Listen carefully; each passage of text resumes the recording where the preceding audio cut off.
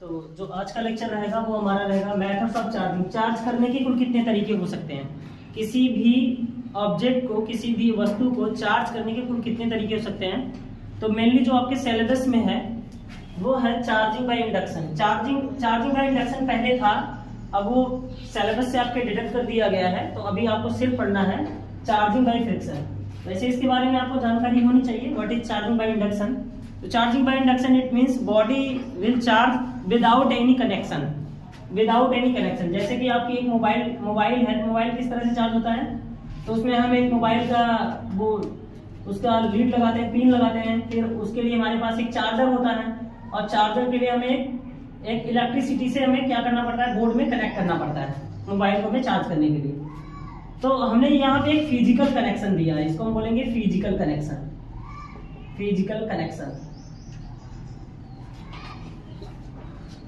तो ये क्या होगा, मैं इसको फिजिकली कनेक्ट कर रहा हूँ।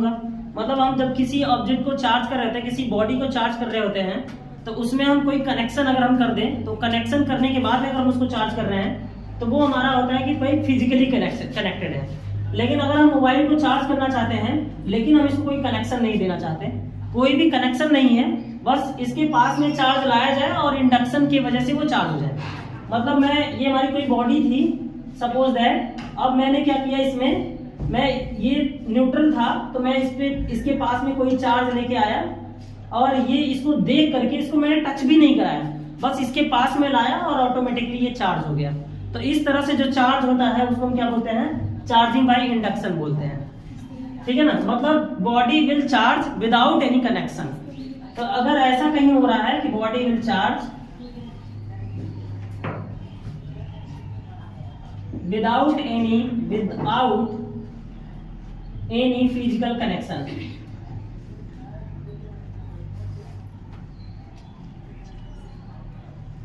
body is going to be charged without any connection is called charging by induction. तो चार्जिंग बाय इंडक्शन आपको पढ़ना नहीं है, हालांकि इसमें और भी केसेस आप बना सकते हैं बताने के लिए कि 2 स्पेरिकल 3 स्पेरिकल बॉल्स है, तो वो चीजें हटा दी गई हैं सिलेबस से, तो उतना आपको नहीं जानना है। बस आपको इतना ही पता होना चाहिए कि ये चार्जिंग बाय इंडक्शन होता क्या है।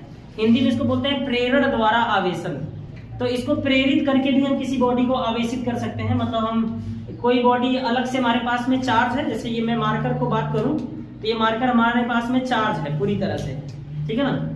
सपोज दैट कोई मेटल रॉड है जिसको मैंने चार्ज कर दिया है, और मैं उस मेटल रॉड को ऐसे बॉडी के पास में लेके जाऊं जो न्यूट्रल है, जिसमें कोई भी चार्ज नहीं है, तो मैं बस जैसे ही उसके पास में लाऊंगा वो तुरंत क्या हो जाएगा, इसको देख के वो चार्ज हो जाएगा। मतलब इसको देख के वो प्रेरित हो जाएगा और चार्ज हो जाएगा। लेकिन वहां पे कोई फिजिकली कनेक्शन नहीं करने वाला हूं। तो जब हम किसी बॉडी को बिना किसी माध्यम के चार्ज कर देते हैं, बिना कोई कनेक्शन के चार्ज कर देते हैं, तो इस तरह के चार्जिंग को चार्जिंग बाय इंडक्शन कहते हैं। ठीक है, अब यहाँ पे आता है charging by friction. Charging by friction के नाम से ही पता चल रहा है, जैसा कि इसमें लिख रखा है, घर्षण द्वारा आवेशन। इसको हम कह सकते हैं घर्षण द्वारा। तो घर्षण द्वारा भी हम किसी वस्तु को आवेशित कर सकते हैं, उसमें चार्ज बना सकते हैं। तो बहुत साल पहले, समथिंग 600 BC पहले, मतलब बहुत साल पहले, ये 600 BC पहले, ठीक है ना, एक वैज्ञानिक थे जिनका नाम था थेल्स, ठीक है ना, उनका नाम था थेल्स। तो थेल्स ने क्या किया, थेल्स ने चार्ज करने का एक मेथड अपनाया, जो था वो चार्जिंग बाय फ्रिक्शन।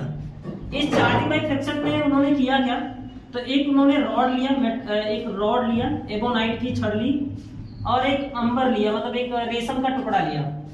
तो रेशम का टुकड़ा इसके ऊपर क्या किया, रगड़ा गया इसके ऊपर। तो जब रेशम का टुकड़ा इसके ऊपर रगड़ते हैं तो क्या होता है कि ये ना जो रॉड होता है वो पॉजिटिव चार्ज हो जाता है, और ये जो रॉड होता है, रॉड पॉजिटिव चार्ज को क्या करता है, अपनी तरफ अट्रैक्ट कर लेता है। ये रॉड जो होता है इस रेशम के टुकड़े को ये क्या कर लेता है, अट्रैक्ट कर लेता है। या तो कभी कभी आप ऐसे देखते हो, कंघी जो हम करते हैं, कॉम्ब, सूखे बालों पे हम कंघी फेरते हैं, या फिर हम किसी पेन के वो इसके ढक्कन को या इसके कैप को हम ऐसे जोर से रब करें अपने सिर में, तो हम देखेंगे किसी छोटे पार्टिकल को वो क्या कर लेता है, अपनी तरफ अट्रैक्ट कर लेता है। ठीक है। तो इसका मतलब ये है कि कहीं ना कहीं जब हम इसे फ्रिक्शन देते हैं, जब इसे हम रगड़ते हैं, तो ये बॉडी चार्ज हो जाती है। जिसको हमने रगड़ा है वो चार्ज हो जाता है, और चार्ज जब ये हो जाएगा तो चार्ज का मतलब ये पॉजिटिव चार्ज हो जाएगा। तो जो भी रियल पार्टिकल होंगे उनको ये क्या करेगा, अट्रैक्ट करेगा, ठीक है ना। एक्चुअल में खाली जगह को भरने के लिए कोई और आएगा, ठीक है ना। तो जैसा कि मैंने बताया कि खाली जगह is called positive charge, vacancy. तो उसी तरह से जब हम किसी चीज को रगड़ते हैं तो इसमें एक वैकेंसी क्रिएट हो जाती है, और ये वैकेंसी का मतलब जैसे ही वैकेंसी क्रिएट हुई तो हम बोल देंगे ये पॉजिटिव चार्ज है। वैकेंसी को ही हम क्या बोलेंगे, पॉजिटिव चार्ज बोलेंगे। तो पॉजिटिव चार्ज किसी को क्या करता है, अट्रैक्ट करता है। तो यही चीज इसमें होता है, जब हम किसी बॉडी को रगड़ते हैं, उसको फ्रिक्शन देते हैं, तो एक चार्ज हो जाता है, और चार्ज होने की वजह से दूसरी बॉडी को ये अट्रैक्ट करने लगता है। और इस तरह से हम समझ जाते हैं कि रगड़ने की वजह से भी हम फ्रिक्शन बना सकते हैं, ठीक है ना। तो ये इंट्रोडक्शन की क्लास में है। तो बस हमको बस इतना इसमें समझना है कि इंडक्शन के द्वारा भी बॉडी को चार्ज किया जा सकता है। But what is the method of charging by induction, there is no involve in your syllabus, but this is the involve your syllabus, it is very little bit. आप इसको थोड़े में समझ सकते हैं कि जब हम किसी ऑब्जेक्ट को चार्ज कर रहे होते हैं तो चार्ज करने का एक मेथड होता है, वो होता है चार्जिंग बाय फ्रिक्शन। और मेनली आप लोगों ने ये चीजें घर पे किया है, और आपने जब भी कंघी आप लगाते हैं सिर में, आप कभी भी कंघा ऐसे ऐसे करके 3-4 बार, और आप छोटे छोटे कड़ों को आप उठा सकते हैं, ठीक है ना। प्रैक्टिकली भी आप इसे कर सकते हैं, या आप पेन को ऐसे रगड़ के आप नीचे जमीन पे ऐसे करेंगे तो वो चीजें अट्रैक्ट हो जाएंगी, ठीक है ना। तो इसको हम बता सकते हैं कि चार्जिंग बाय फ्रिक्शन। तो होता क्या है, इसमें 2 एक्सपेरिमेंट किए गए। जैसे कि एक कांच की रॉड ले लिया गया, कांच के रॉड अगर सेम मटेरियल के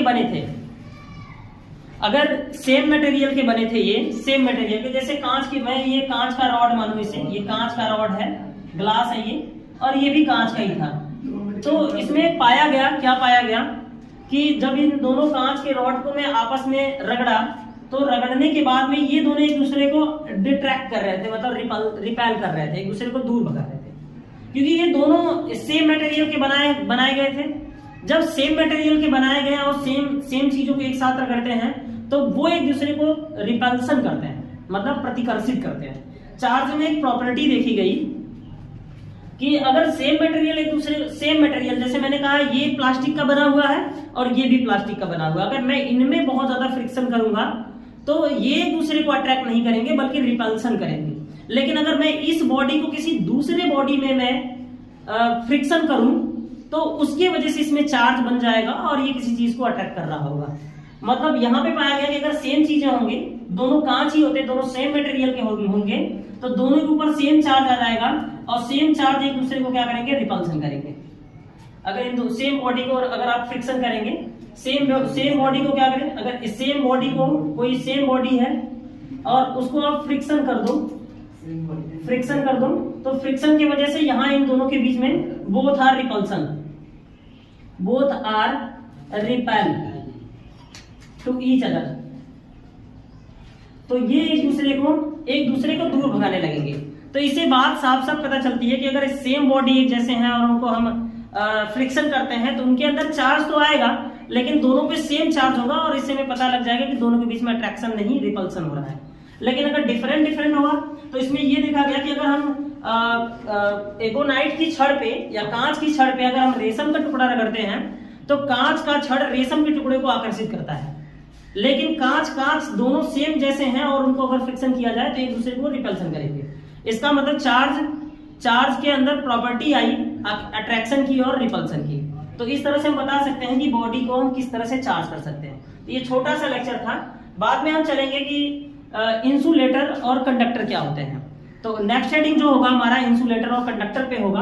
आप इसमें बस छोटा सा एक वर्ड लिख दीजिएगा कि सेम एगोनाइट्स के छड़ को अगर सेम रॉड को फ्रिक्शन करते हैं तो उन पे सेम चार्ज आता है जिसकी वजह से एक दूसरे को रिपल्सन करते हैं। बट अगर ये क्या है, रेशम का टुकड़ा और हमारे पास में क्या हो, एक रॉड है, कोई भी रॉड ले लीजिए, वो एक्चुअल में कांच का रॉड है ये। तो ये दोनों एक दूसरे को क्या करेंगे, अट्रैक्ट करेंगे, ठीक है ना। Different materials attract to each other, different by the friction different material attract to each other, but the same material by the friction repel to each other. Okay, तो इन वर्ड्स को लिख लीजिए आराम से आप, और बाकी आगे बढ़ते हैं नेक्स्ट लेक्चर में। नया टॉपिक होगा हमारा, वो होगा यहाँ पे इसमें कंडक्टर एंड इंसुलेटर। तो कंडक्टर को हिंदी में बोलते हैं चालक, और इंसुलेटर मतलब होता है कुचालक। तो सिंपल सा मतलब है, कंडक्टर का मतलब ये होता है कि ऐसी बॉडी जिसमें इलेक्ट्रॉन्स का फ्लो हो पाए, जिसमें इलेक्ट्रॉन्स फ्लो हो सकता है। जैसे अगर ये हमारा मेटेलिक है,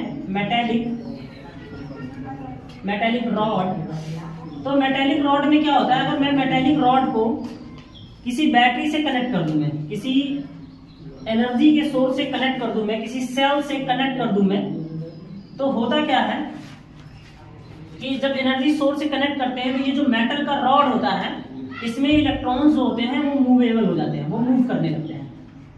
मतलब इसमें इलेक्ट्रॉन्स फ्री हो जाते हैं, इलेक्ट्रॉन्स फ्री हो सकते हैं। तो जो कंडक्टर होता है उसमें इलेक्ट्रॉन्स फ्री हो सकते हैं, एक जगह से दूसरी जगह पे ट्रैवल कर सकते हैं। तो ऐसे जितने भी पदार्थ होंगे, ऐसे भी जितने मटेरियल होंगे, अगर उसके इलेक्ट्रॉन्स एक जगह से दूसरी जगह ट्रैवल कर पा रहे हैं तो उस बॉडी को हम कंडक्टर कहेंगे। इट मीन्स कि अगर उसे किसी इलेक्ट्रिक करंट वाली सोर्स से कनेक्ट कर दिया जाए तो उसमें करंट फ्लो करना शुरू कर दे। कहने का मतलब यह है कि जिसमें फ्री ऑफ इलेक्ट्रॉन्स बहुत ज्यादा होते हैं, इसमें ह्यूज अमाउंट में फ्री ऑफ इलेक्ट्रॉन होते हैं, ह्यूज अमाउंट में फ्री ऑफ इलेक्ट्रॉन होते हैं। इसमें इलेक्ट्रॉन्स की जो डेंसिटी होती है, electron number of density of electron in metallic rod are huge. इसमें जो इलेक्ट्रॉन्स होते हैं वो इजीली फ्री हो सकते हैं, और जब इलेक्ट्रॉन्स फ्री होते हैं तो वो क्या बना देते हैं, करंट बना देते हैं। जब इलेक्ट्रॉन्स फ्री होते हैं तो वो तुरंत क्या बना देते हैं, करंट बना देते हैं। हालांकि इलेक्ट्रॉन्स के अपोजिट डायरेक्शन में करंट फ्लो कर रहा होता है, बट ये मिथ है, और इस मिथ को मैं इलेक्ट्रोडायनेमिक में क्लियर करूंगा। अभी के लिए बस आप इतना जान सकते हैं कि कंडक्टर उसको कहते हैं जिस बॉडी में number of free of electrons ज्यादा अमाउंट में फाइंड आउट हो सकते हैं, और अगर उसको किसी सेल से कनेक्ट कर दिया जाए तो उसमें इजीली करंट फ्लो कर सके। तो जब फ्री ऑफ इलेक्ट्रॉन उसमें ज्यादा अमाउंट होंगे तो इसमें easily flow of current in the type of material is called conductor. और सेम इसी तरीके से हमारा इंसुलेटर होगा, बट इंसुलेटर में क्या होगा, जैसे कोई इसका एग्जांपल हम ले सकते हैं, जो जितने भी मेटेलिक रॉड हैं, जितने भी मेटल के बनाए जाते हैं, जैसे कॉपर AuAg, ठीक है ना, एल्युमिनियम, तो जितने भी मेटल हैं उसमें अगर करंट फ्लो कर रहा है तो उसको हम कंडक्टर बोल सकते हैं, क्योंकि इसमें number of free of electron ज्यादा अमाउंट में होते हैं। और अगर हम इंसुलेटर की बात करें तो इंसुलेटर का मतलब ये होता है कि जिसमें फ्री ऑफ इलेक्ट्रॉन 9 के बराबर हो। जिसमें फ्री ऑफ इलेक्ट्रॉन क्या हो, इसमें फ्री ऑफ इलेक्ट्रॉन हो ही ना, फ्री ऑफ इलेक्ट्रॉन्स क्या हो, इसमें 0 हो। जिसमें फ्री ऑफ इलेक्ट्रॉन 0 हो, जिसमें अगर फ्री ऑफ इलेक्ट्रॉन 0 रहेंगे तो जाहिर सी बात है मैं उसको कितनी भी बैटरी सोर्स से कनेक्ट कर दूं, चाहे मैं उसे 1000 वाट का वोल्टेज 1000 वाट का पावर दे दूं, वोल्टेज दे दूं, मैं उसको कितने भी ज्यादा वोल्टेज सोर्स से कनेक्ट कर दूं, उसमें करंट फ्लो नहीं हो सकता। तो ऐसा मटेरियल जिसमें करंट फ्लो नहीं हो सकता वो हमारा होगा इंसुलेटर, और ऐसा मटेरियल जिसमें हमारा इजीली करंट फ्लो हो सकता है वो हमारा होगा कंडक्टर। कंडक्टर के जो एग्जांपल होंगे, कॉपर, AuAg, चांदी, सोना, लोहा, आयरन, एल्युमिनियम वगैरह सब कुछ हो सकते हैं, ठीक है ना। तो जितने भी मेटेलिक पदार्थ होते हैं, या फिर सूखी भीगी लकड़ी, अगर आप भीगी लकड़ी की बात करें तो उसमें नमी होती है, और नमी की वजह से उसमें इलेक्ट्रॉन्स होते हैं, और इलेक्ट्रॉन्स जहां होंगे वहां कंडक्टर का बिहेवियर होगा। बट अगर इंसुलेटर की बात करें तो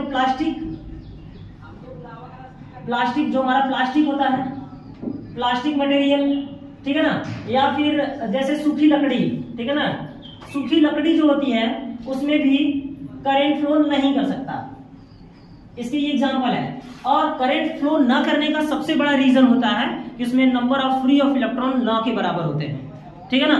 तो what is this insulator and what is this conductor, तो इस तरह से आप इसको डिफाइन कर सकते हैं और बता सकते हैं, ठीक है ना। और किसी भी बॉडी को हम न्यूट्रलाइज कर सकते हैं, उसके भी बहुत सारे मेथड्स होते हैं।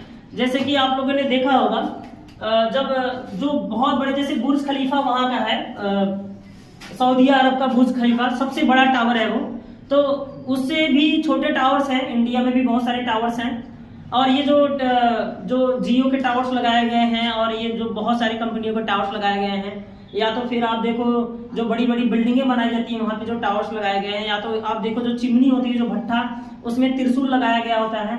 तो बहुत सारी चीजें होती है। जो सबसे टॉप पे एक रॉड लगाया जाता है, तो टॉप पे एक रॉड लगाया जाता है, जैसे ये रॉड लगा दिया गया, एक बिल्डिंग है और उस बिल्डिंग के टॉप पे एक रॉड लगा दिया गया, और इस बिल्डिंग का ये टॉप का जो रॉड है, इसका कनेक्शन सीधा अर्थ से करते हैं, इसका कनेक्शन सीधा अर्थ से कर देते हैं, ठीक है। और अगर इसका देखो अब क्या होता है, जैसे लाइटनिंग, जो बिजली आसमान से गिरती है, तो उसमें होता क्या है, वो आसमान की बिजली जो गिरती है वो डायरेक्ट आके इस पे, मतलब जहां हमारा मेटल होता है उस पे जाके कोलाइड करती है। वो क्यों होता है, ये गॉसेस थ्योरम में हम इस बात को समझ रहे होंगे।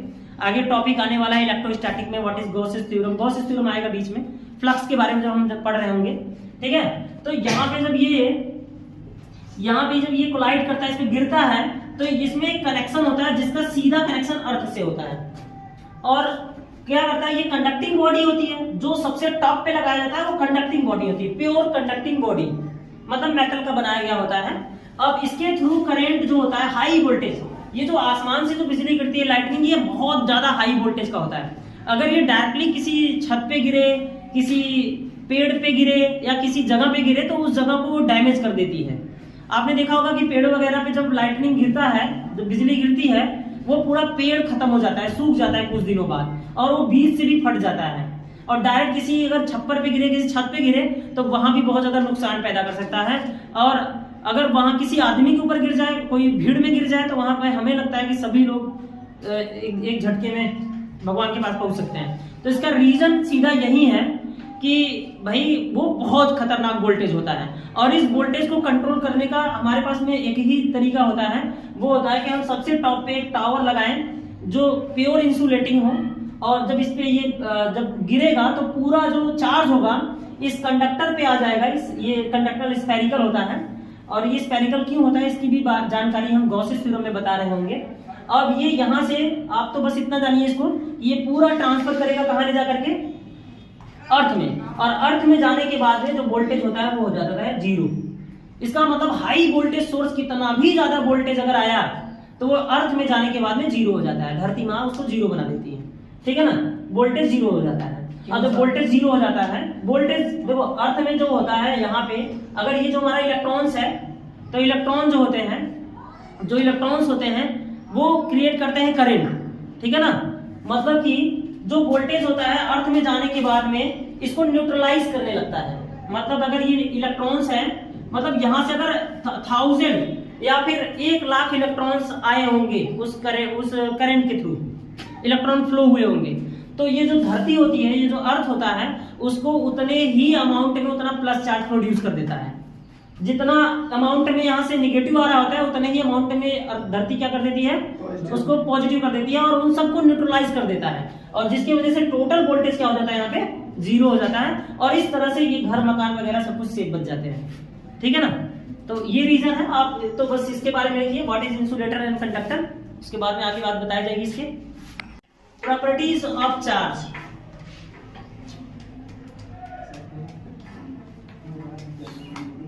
तो इसको 600 BC पहले एक वैज्ञानिक था जिसका नाम था थेल्स एक बहुत बढ़िया मैथमेटिक्स का जानकार था।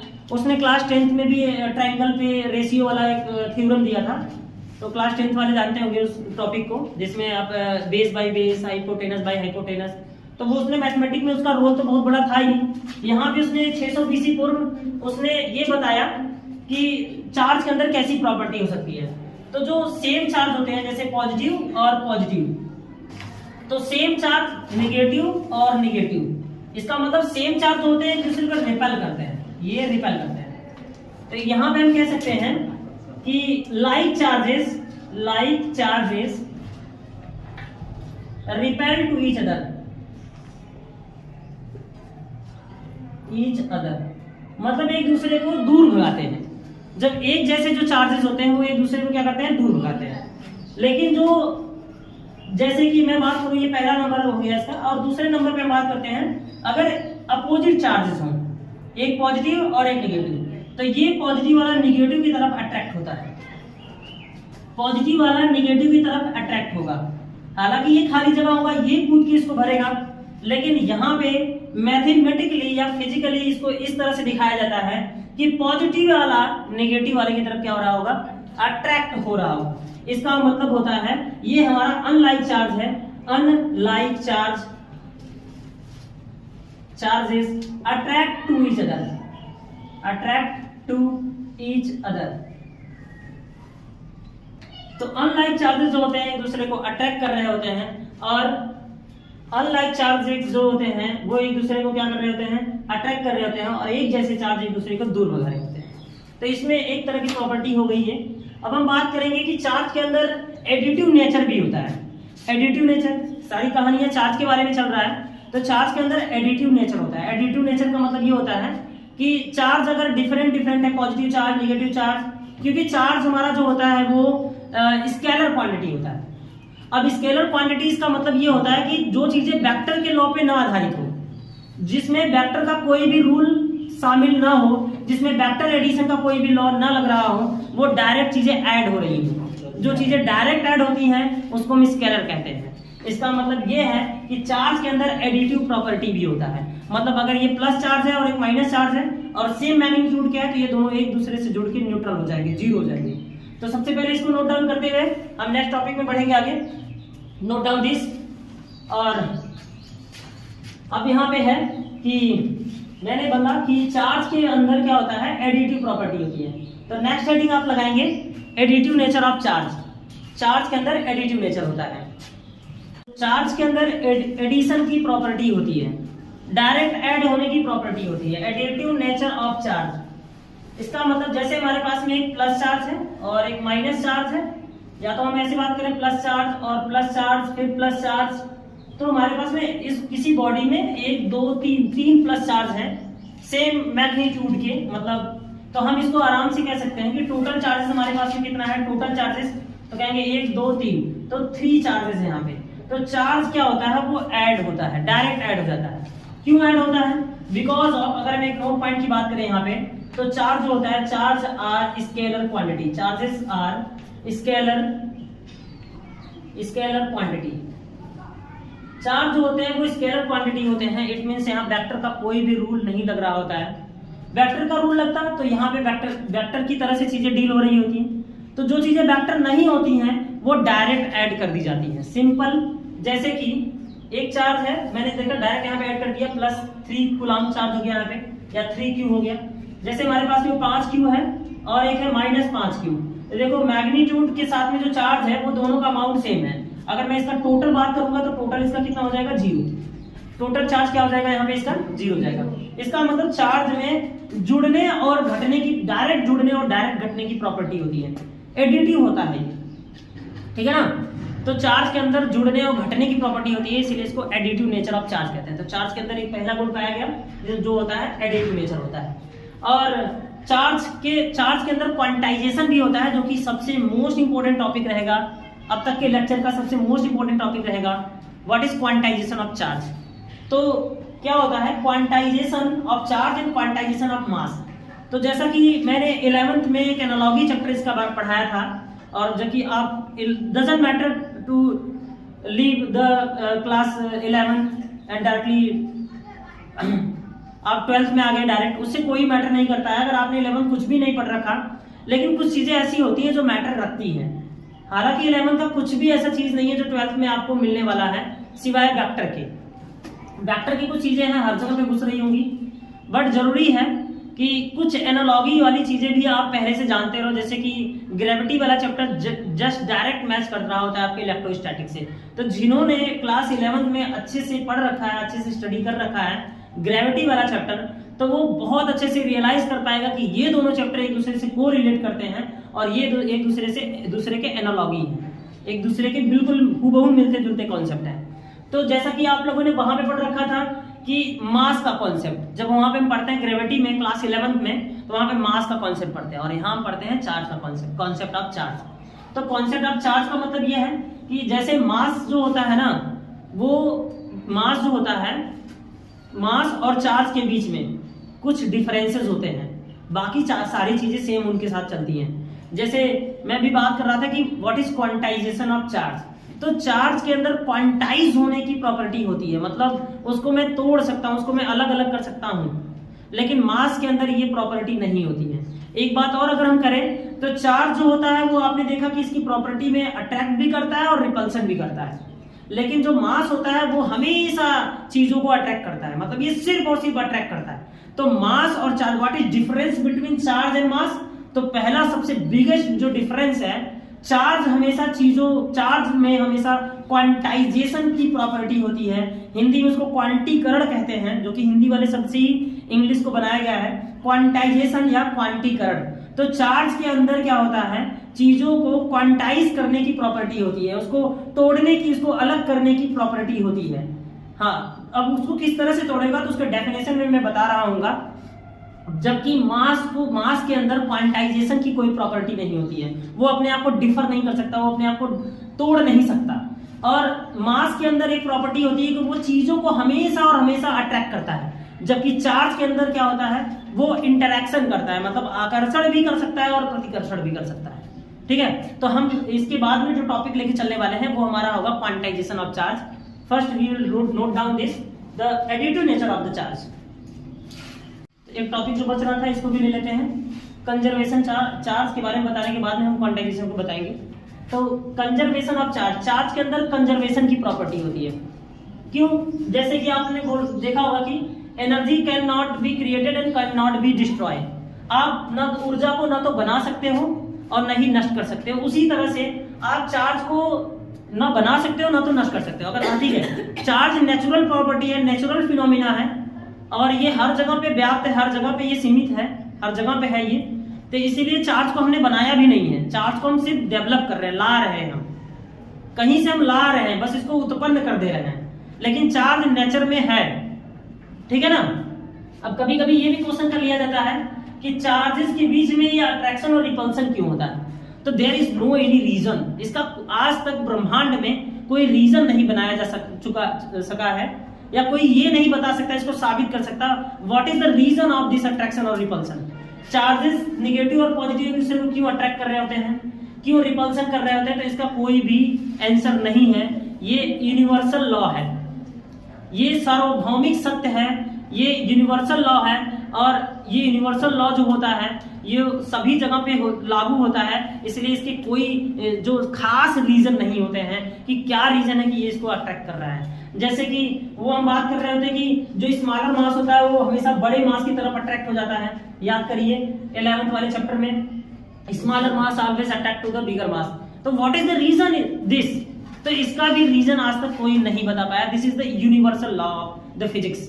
फिजिक्स का ये, फिजिक्स के अंदर एक यूनिवर्सल चीजें काम कर रही होती हैं हर सब्जेक्ट में, तो उसी तरह से इन चीजों को आप बता नहीं सकते। अगर आपसे कोई भी क्वेश्चन करता है इन बातों के लिए कि ठीक है अट्रैक्शन करता है, रिपल्सन करता है, तो व्हाट इज द रीजन, तो एक्चुअल रीजन इसके पास, इसका कोई रीजन नहीं है कि क्यों किसी चीजों को अट्रैक्ट करता है, और ये मास एक दूसरे को क्यों एक दूसरे को अट्रैक्ट करते हैं, या चार्जेस एक दूसरे को क्यों अट्रैक्ट और रिपल्सन करते हैं, क्या रीजन है, वो हम अलग से भले से बता सकते हैं कि खाली जगह को भरने के लिए जाता है, वो तो अलग बात होती है, लेकिन एक्चुअलिटी इसकी कोई भी पुख्ता सबूत नहीं है कि यही रीजन से ये चीजें हो रही होंगी। ठीक है ना। अब यहाँ बात कर रहे हैं कि कंजर्वेशन ऑफ चार्ज, तो मैंने बताया कि energy can not be created and can't be destroyed. Energy जो होती है, energy can't create and can't destroy. तो एनर्जी को ना तो आप क्रिएट कर सकते हो ना तो डिस्ट्रॉय कर सकते हो, उसी तरह से कंजर्वेशन ऑफ चार्ज भी काम कर रहा होता है। क्या होता है, जब एक बॉडी चार्ज होती है, जब हम किसी दूसरे बॉडी में फ्रिक्शन करते हैं तो वो भी चार्ज हो जाता है। वो भी चार्ज हो जाता है। तो यही चीज होती है, चार्ज को हम ट्रांसफर कर रहे होते हैं। मतलब कि अगर जैसे ये 10 कूलम का चार्ज था तो इससे मैंने किसी को और इससे अट्रैक्ट किया और ये 5 कूलम का चार्ज हो गया, तो इसका मतलब ये अपने 5 कूलम को इसने इसको दे दिया। तो टोटल अगर हम एडिशन करें तो अगर ये 5 था तो ये भी 5 ही निकल के आएगा। इसका मतलब ये है कि जो चार्जेस पहले था वो अब भी है, चार्ज डिस्ट्रॉय नहीं हुआ है। तो चार्ज के अंदर कौन सी प्रॉपर्टी पाई जाती है? कंजर्वेशन की प्रॉपर्टी पाई जाती है। इसका मतलब चार्ज के अंदर ये लॉ ऑफ कंजर्वेशन पे बेस्ड होता है। कहीं भी चार्ज की प्रॉपर्टी आएगी तो वहां पे हम सीधा बोल सकते हैं कि ये लॉ ऑफ कंजर्वेशन पे बेस्ड होता है। ठीक है ना? ओके, तो यहाँ पे यही है, मैंने बोला कि अगर एक बॉडी चार्ज है तो हम किसी दूसरी बॉडी को चार्ज करते हैं, चाहे चार्जिंग बाय इंडक्शन चाहे चार्जिंग बाय फ्रिक्शन। लेकिन इन दोनों मेथड में क्या होता है, चार्ज खत्म नहीं होता है, जितना चार्ज शुरू में था वही हमारा लास्ट में भी मिलता है। समझ गए? इस तरह से हम बात कर सकते हैं। जैसे कि हमारे पास में कोई कैपेसिटर है, आगे हम बात करेंगे व्हाट इज कैपेसिटर। तो अगर हम कैपेसिटर को किसी वोल्टेज सोर्स से हम इसे चार्ज करते हैं कैपेसिटर को, तो यहाँ पे Q1 चार्ज, ये चार्ज Q1, यहाँ पे चार्ज Q, जब इसको हम चार्ज वोल्टेज दे रहे हैं तो जितना ये चार्ज होता है उतना ये चार्ज होता है, उतना ये चार्ज होता है। मतलब पूरे कैपेसिटर में जो चार्ज होता है वो सबका यहाँ फाइनली जो हमें मिलेगा सबका इक्वल मिलता है। सीरीज में चार्ज इक्वल होता है, सीरीज में सबका चार्ज क्या होता है? इक्वल होता है। जैसे आप क्लास 10th में देखेंगे कि सीरीज में करंट सेम होता है और पैरेलल में वोल्टेज सेम होता है, उसी तरह से यहाँ पे ये काम हो रहा होता है।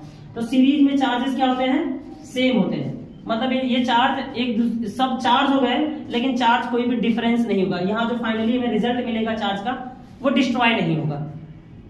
उसी तरह से जैसे यहाँ पे हम बात कर सकते हैं कि इस तरह से हमने रेजिस्टेंस बनाया और